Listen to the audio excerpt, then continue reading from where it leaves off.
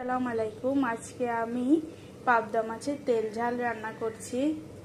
হাঁড়িতে আমি তেল দিয়ে দিয়েছি, এখন সামান্য জিরা দিয়ে দিচ্ছি।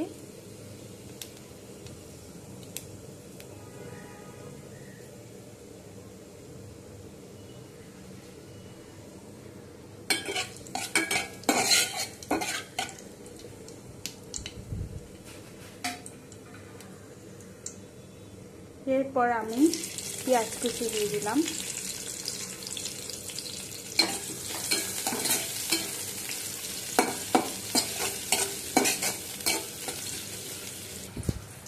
আমার রান্নাঘরে সুন্দর বাতাস আসে সবসময়, অনেক সুন্দর দৃশ্য দেখা যায়, বাতাসও থাকে।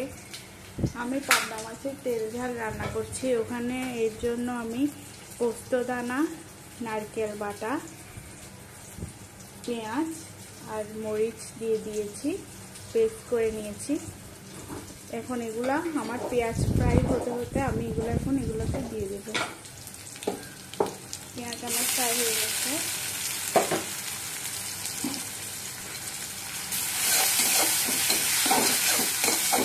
মশলাগুলো দিয়ে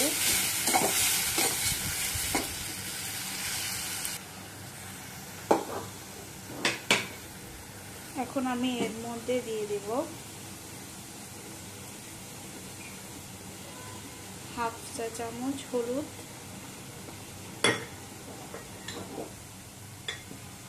1 চামচ মরিচ। বেশি মরিচ দিচ্ছি না, কারণ আমি কাঁচা মরিচও ইউজ করছি। মশলাটা আমি ভালোভাবে কষিয়ে নিচ্ছি। এরপর দিয়ে দিলাম লবণ, স্বাদ মতো লবণ। মশলাটা আমি ভালোভাবে কষিয়ে নেব।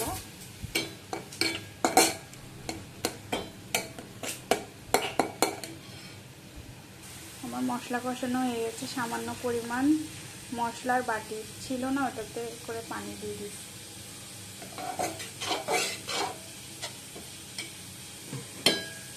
এদিকে আমি পাবদা মাছগুলো লবণ মরিচ দিয়ে একটু ফ্রাই করে নিয়েছি।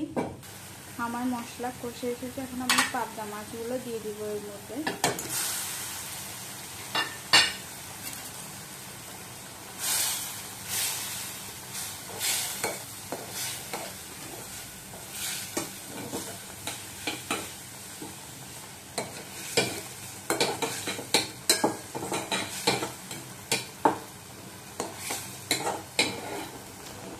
আমি এদিকে আম্মুর জন্য পাবদা মাছ রান্না করছি, আম্মু এদিকে আমার জন্য মগজ ফ্রাই রান্না করতেছে।